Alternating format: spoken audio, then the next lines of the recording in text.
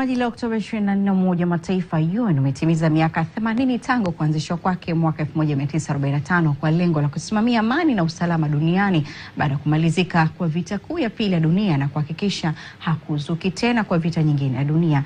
Baadhi ya watu wanahoji kuhusu mambo ambayo umoja huo unajivunia, huku wengine wakitaka Afrika kuwa na kiti cha kudumu cha uwakilishi katika Baraza la Usalama la Umoja wa Mataifa.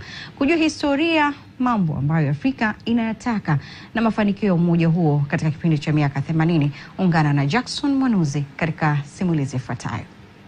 Katika miaka 80 ya uwepo wake, Umoja wa Mataifa wenye makao yake makuu mjini New York nchini Marekani umefanikiwa katika lengo lake mama la kuhakikisha hakuzuki vita kuu ya tatu ya dunia kwa kuimarisha ulinzi, usalama na amani, ikiwemo kutafuta suluhu ya migogoro mbalimbali inayoendelea duniani. Ingawa kuna migogoro isiyokwisha kama ule wa Sudan, Kongo DR, Mashariki ya Kati na vita vya Urusi na Ukraine, vinafanya baadhi ya watu kuhoji umuhimu wa Umoja wa Mataifa katika kusuluhisha migogoro duniani pamoja na nafasi ya Afrika katika umoja huo. Yet we remain the only continent without a permanent seat. Hata hivyo tunabaki kwa bara pekee lisilokuwa na kiti cha kudumu kwenye meza kuu inayopanga hatima ya bara letu. Afrika inastahili viti viwili vya kudumu, ikiwa ni pamoja na haki ya kupiga kura ya turufu katika Baraza la Usalama la Umoja wa Mataifa. And 2 additional non-permanent seats on the United Nations Security Council.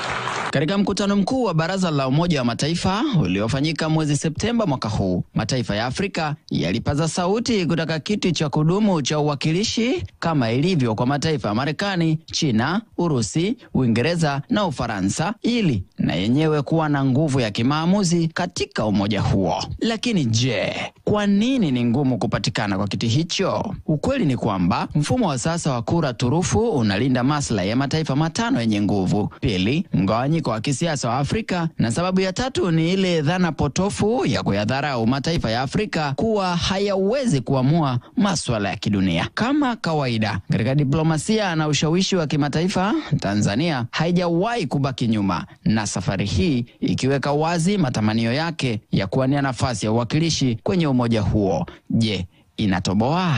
Hakuna sababu kwa nini tusipate. Tumegombea nafasi nyingi sana ndani ya miaka 4 hii ya uongozi wa Mheshimiwa Rais wetu Mashinda. Tumeanza na IPU, speaker wetu Mheshimiwa Tula Ackson ameshinda vizuri tu Angola. Tukaja na Dr. Ndugulile kwenye uchaguzi wa WHO kanda ya Afrika, Profesa Janabi, Mohamed Janabi naye ameshinda, na hizo nafasi zimegombewa. Kwa hiyo pekee yake inaonyesha kukubalika kwa Tanzania kimataifa. Hata hivyo, Katibu Mkuu wa Umoja wa Mataifa Antonio Guterres anasema kwa kipindi cha miaka 80 umoja huo umefanikiwa. For 80 years we have worked to forge peace, tackle poverty and hunger, advance human rights. Kwa miaka 80 tumefanya kazi ya kuleta amani, kukabiliana na umasikini na njaa, kuendeleza haki za binadamu na kujenga ulimwengu endelevu pamoja. Huu sio wakati wa woga au kurudi nyuma. Dunia lazima tujitolee tena kutatua matatizo ambayo hakuna taifa linaloweza kutatua peke yake. Katika siku hii ya Umoja wa Mataifa, tusimame pamoja na kutimiza ahadi hii ya Umoja wa Mataifa. Maswali yanayohitaji majibu ya haraka kutoka Umoja wa Mataifa ni je, sauti ya Afrika iko wapi? Na kwa kipindi cha miaka 80 tangu kuanzishwa kwake, uwiano wa kisiasa baina ya mataifa ya Magharibi na Afrika utakuwepo lini? Na ni lini Umoja wa Mataifa utakuwa na sheria ya kuwapeleka moja kwa moja mahakamani wavunjifu wa amani bila kutoa matamko tu? Mimi ni Jackson Mwanuzi wa TBC.